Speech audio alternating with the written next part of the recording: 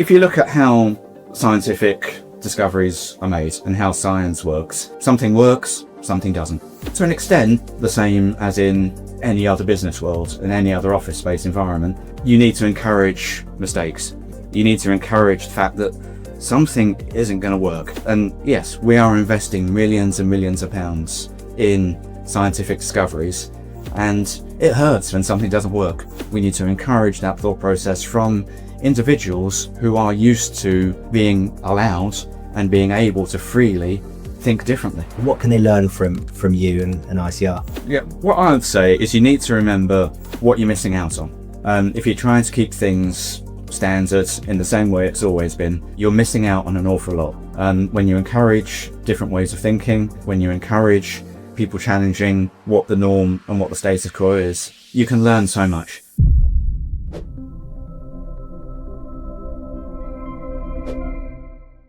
This episode is brought to you by Instant Impact. Instant Impact provides transformative talent solutions to small and mid-sized companies that are making between 30 and 500 hires each year. If your recruitment's giving you a headache and you don't know where to start, then give the team at Instant Impact a call or visit www.instant-impact.com for more information. Hello and welcome to We Need to Talk About HR. I'm your host, Felix Mitchell. Around 1 in 7 people in the UK are neurodiverse, and yet so few businesses build their processes and performance frameworks with them in mind. At the same time, people functions are under more pressure than ever. We've got more transformation on than we can shake a stick at, and we're under constant cost consolidation and exec level pressure to reduce our spend. So how can we focus on mental health, on building a business that's fit for neurodiverse employees, whilst everyone's just trying to keep the lights on? Tim Mitchell, no relation, is the Chief People Officer at the Institute of Cancer Research, which is one of the world's leading cancer research organizations. He's almost a year into role and has been really in the period of immense transformation, as we all are. He's also the parent of a neurodiverse child. So he's coming at this from both a professional and a personal lens, which is brilliant. Tim, can't wait to jump into this with you. Welcome to the show. Thank you very much for having me, Felix. A pleasure to be here. Brilliant. Let's talk about this sort of trade-off between, or perceived trade-off between investing in a healthy, neurodiverse friendly work culture and one that feels ever more focused on productivity. Yeah, I think that's the thing, Felix. For me, I don't think there needs to necessarily be a trade-off there. The Institute for Cancer Research, for example, we're a higher education organisation, a world-leading research organisation, and a charity. So a lot of our funds come from donations, grant funding to help do that research. And the staff we have are able to challenge the norm. And by creating a workplace where you are embracing neurodiversity, you're embracing the differences that everyone can bring, that's what's going to create an environment that, as I say, challenges the norm, comes up with those innovative ideas that are going to help us defeat cancer, whether that's drug discoveries or discoveries in patient care. And I can already feel some of the themes coming out of this. But what does it take, do you think, to build a high performance culture in which outside of the box thinking is not only accepted but encouraged? For me, it's trust. It's trust and communication. We've got to allow our teams to get their thoughts across safely, freely, in an environment where they know they can challenge the norm, where they know they can get their ideas out in a way that it's going to be different. They're going to be ideas that challenge the status quo, challenge how we normally think things should work. And I think that's the key. Just because we always think something should work in a certain way doesn't mean it's the right way.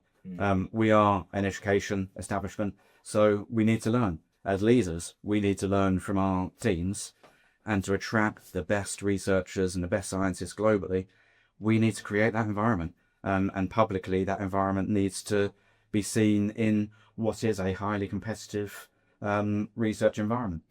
So, just for the benefit of listeners, has ICR always been that sort of organization, or was there a purposeful move to change?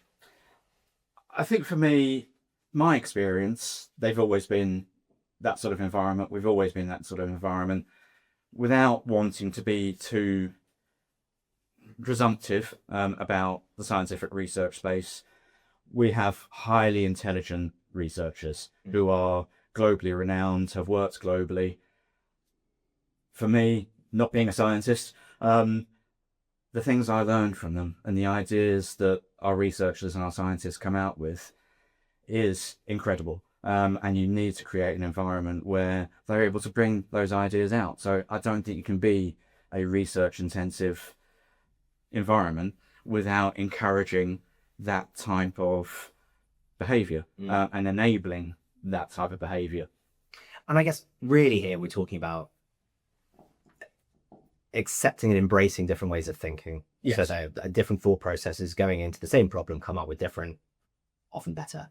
Yes. Yeah, exactly. Because if you look at how scientific discoveries are made and how science works, something works, something doesn't. To an extent, the same as in any other business world and any other office space environment, you need to encourage mistakes. You need to encourage the fact that something isn't going to work. And yes, we are investing millions and millions of pounds in scientific discoveries, and it hurts when something doesn't work. But that's how the discoveries are made, because something doesn't work, someone comes up with another thought process of, oh, right, we've done this with a certain cell, or we've done this with a certain scientific experiment that hasn't worked, let's try it a different way.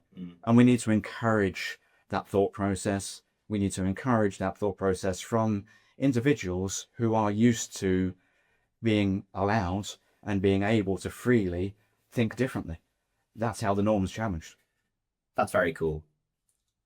I wonder, for a lot of our guests, I think probably be used to maybe a more traditional metrics-based, follow this process, get this job done, approach to sort of performance. Not everyone, but many people, particularly when they're not from that sort of scientific way of thinking.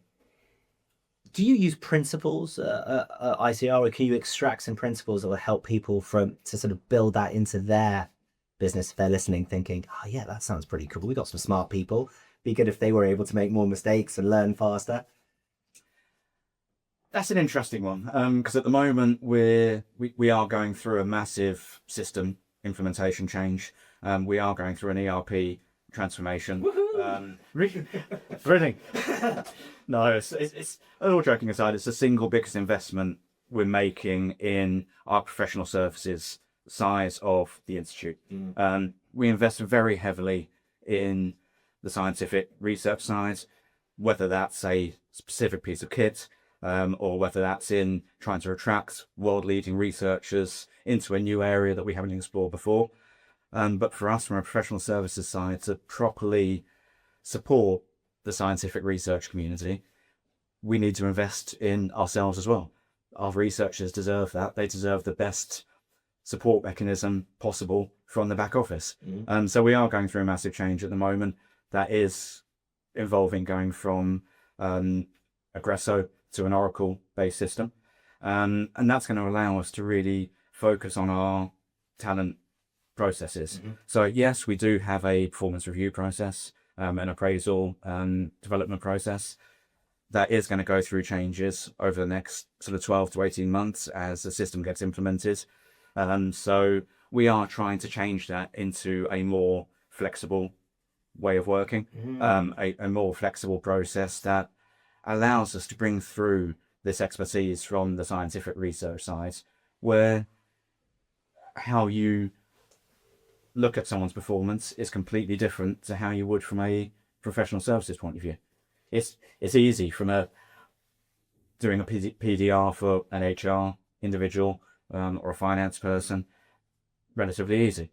When you're looking at the science side, where things change at the drop of a hat, it's not so easy. So that's something we are looking to explore over the next sort of 12 to 18 months. So you're right at the beginning of this sort of exploration phase.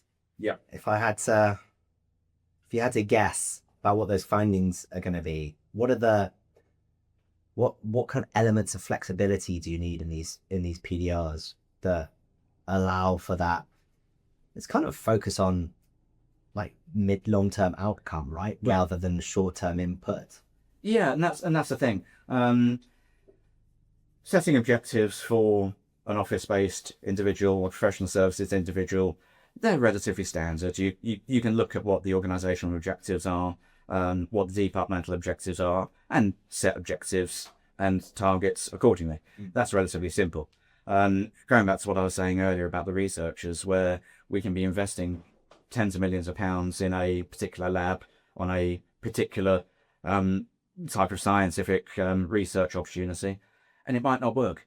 So it's not so easy to set an objective that says, right, you will have this experiment completed with this outcome in this timescale.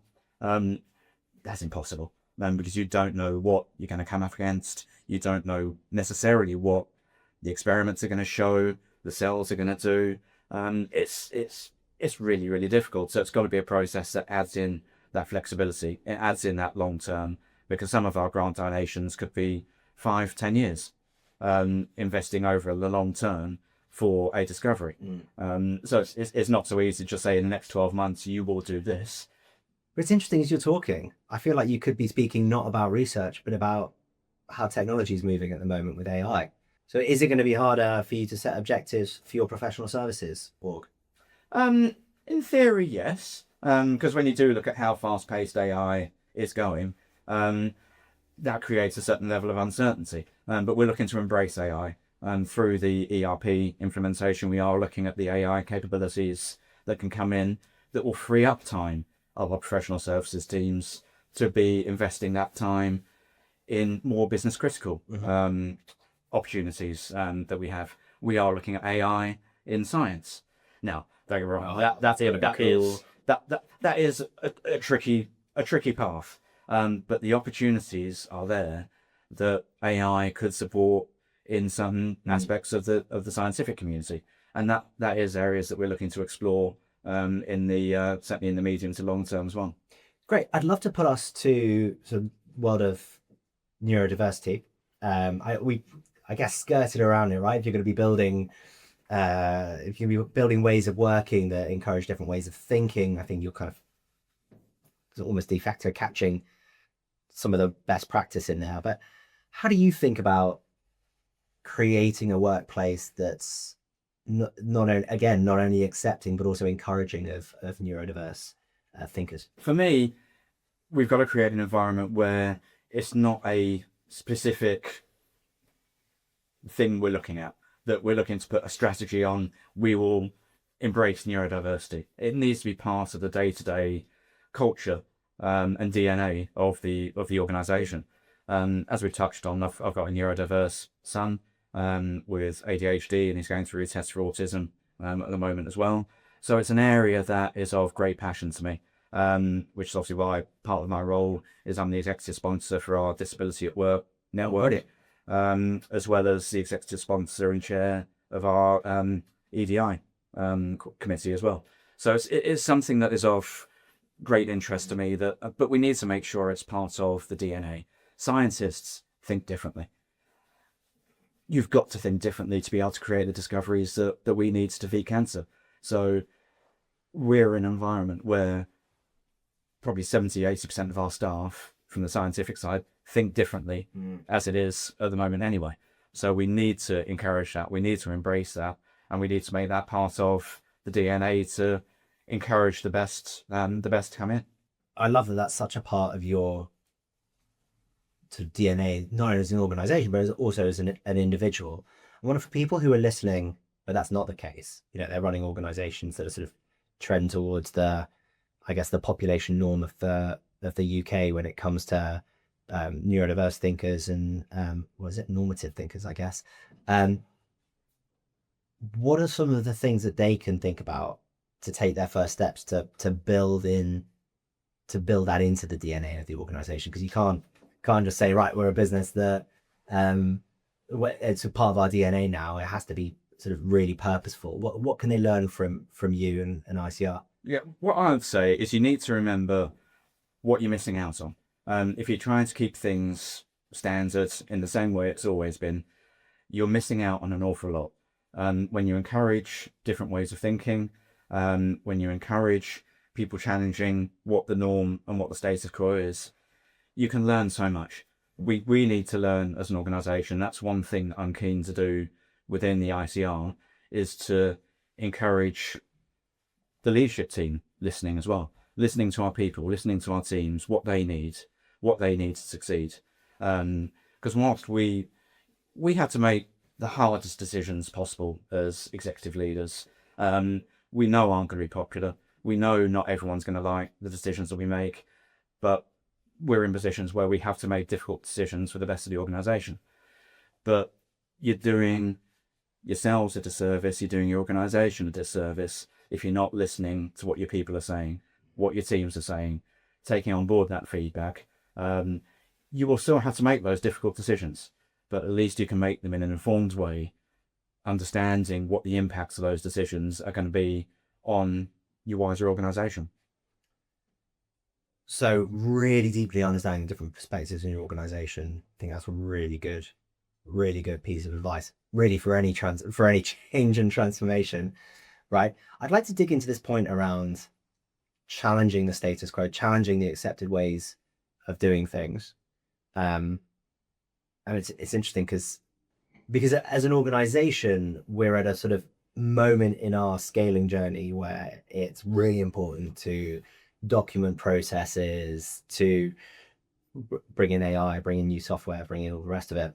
So we're kind of doing almost like the opposite of what you're describing right now in many ways. We're trying to figure out what's the instant impact way of sourcing amazing talent. What's the instant impact way of encouraging a client to refer us to someone? What's the instant impact way of winning a new piece of business? We're talking, here are the different activities you can do. Here's the stage of the process. This is what to watch out for. This is what's a good sign. How can we do that in a way that encourages that sort of create that different way of thinking? Because we need to do that so that we can grow, I think. And yet what you're saying is very compelling at a logical level. Yeah, and for us, finding those quick wins, finding those, as you put it, instant impacts, is challenging for an organisation like the ICR, where a lot of our discoveries happen over the long term. Yeah. So that is a challenging one from the professional services point of view, from a policy, procedure, ways of working side of things. Taking on board that feedback of what works and doesn't work allows us to pivot relatively quickly. But we are also a unionised environment as well. Of course. So those environments where we encourage the union to come to us and inform us of challenges that our teams are facing, that they're facing, is an important relationship. That's an important relationship for us to have. But in listening to the union, in listening to our teams, that is going to take time sometimes. And when we are making those difficult decisions that we need to do as leaders, sometimes that we know not some people will like, some people won't. Again, those will take time sometimes to do properly in an environment where we do have that union challenge. And it's an important challenge to have because it keeps us on the straight and narrow. It keeps us thinking, are we actually making the right decisions here? That challenge is important. And it's important to us making the right decisions in the workplace. So that communication, that listening piece is the most critical thing certainly for me in the ICR. And I guess you mentioned the union as kind of almost like I don't know if I'd like to be described like this, but almost like as a tool you can use to hear from your team. I think you mentioned a couple of other mechanisms that you've got. So the EDI committee and then the It was a disability in the workforce. Yeah. Disability at Work Network. Disability at Work network. How do they work, and how do they help to inform the decisions that you make as CPO? Oh, that they are absolutely critical in informing those decisions. We have quite a robust committee structure. So I'm part of the management committee. We've also got the executive board structure, and we've got the board of trustees as well. So there is a robust committee structure there as part of our decision making process. But every network, whether it's the LGBTQ plus network, whether it's the Dawn network, whether it's the and other wider diversity networks, they all report through to management committee in some way, shape, or form. Every committee paper that we put together for any initiatives we might have, any proposals that we might put in place for the wider organisation, needs to have a equality assessment written into it as well. Cool. As part of that decision-making process is what we're doing, considering equality, considering the diversity of our workforce, given the fact that the large majority of our workforce think differently, need to think differently, because of how they work, the discoveries they need to make. That's an important thought process in everything we do. And so if there isn't an equality assessment to any paper that comes through, it gets bounced back down to the original committee and to rethink through it. That's really cool. It's so good to have that feedback loop. That lens feels really important. Does it ever cause any friction within the organization? Stuff taking more time, having to consider things. What should people be aware of? It'd be wrong to say it doesn't cause a little bit of friction in places and frustration in places where I think everyone would like to move quicker. But the most important thing for us is making the right decision at the right time. Rushing something through, for me, is worse than taking a bit of time to make sure it's done right, and it's done in collaboration with the unions, who are an important, I would class them as a partner. I think some people would disagree, but I would class them as an important partner, because they are an important challenge. They are an important cog in that wheel, so to speak. And for me, taking that bit of time to listen, to make sure you're using the right information to make that decision, is critically important, because I think we can all see it in any workplace we're in. We've all been there in the past. You've rushed decisions through, and then it's harder to unpick it and redo it again, because you've almost lost that trust. And you've got to keep that trust in place to really create that culture and that environment where people feel safe to make any decision they feel they need to make. Let's talk bigger scale here. The world of EDI has taken, globally, taken a bit of a beating, thanks to the wonderful administration in the White House at the moment. And they say America sneezes and the UK catches a cold. Have you seen any pushes, particularly given that you're such a sort of donation-based organization, have you seen any negative impact on the great work that you're doing in terms of EDI and disability in the workplace? Is that impacting fundraising or anything like that at the moment? Certainly not in the UK. I would imagine if we were more US based, then yeah, I'd imagine there probably would be some challenges there. But certainly from the work we're doing here, being a predominantly UK based organisation, albeit we have researchers who come in from around the world, so we're not really feeling that here. It's a relief. Which is a relief. Obviously, we see what's going on worldwide. We obviously look to support our staff who may be travelling worldwide as well, whether it be to academic research conferences. We had some staff out in India earlier last month when the war in Iran started. So we did have some staff trapped over in India when all the airspaces were shut down. But we had to make sure we supported people appropriately. kept our staff safe when they were abroad, and that's obviously of critical importance to us. Yeah, I think that sort of is so important, goes to the sort of wider pastoral care piece that the people functions taken on. Tim, I wonder if you could share with us, you've got this big ERP piece, which I'm sure is all consuming at the moment. Have you got any big goals when it comes to supporting mental health, when it comes to supporting sort of neurologically diverse people within the organization? What's next on your hit list? That's an interesting one because as we discussed, the world is changing so quickly, and technology is changing so quickly, and our research changes so quickly. So for me, especially given my son, the family link to an interest in neurodiversity, to create environments where no matter what your disability, and that includes any disability, not just neurodiversity, but an environment where regardless you can walk into, you feel safe, and you know you can make decisions and do your best work in a safe environment where you can challenge things differently, you can get your different views out, is of critical importance to me. So for me, I know that's a very sort of all-rounded way of looking at it, but I think that's a dream for everyone, to create environments where anyone, regardless of their backgrounds, can come in, can know they can do their best and can give their best work in an environment that's welcoming, that's supportive, an environment that works for people. Because without going too much off on one piece, obviously with my son as well, I think any parent who's got a neurodiverse child can see that the education network itself doesn't always work for neurodiversity.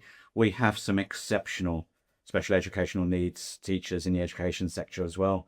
And they find it tough sometimes as well. I'm also a school governor for a Church of England's lower school as well. So I sometimes see those things firsthand, how when you create a welcoming environment and can support anyone, and when you go into schools and you see where they've got a really exceptional SENS program, so exceptional special educational needs program, you can see the children flourish.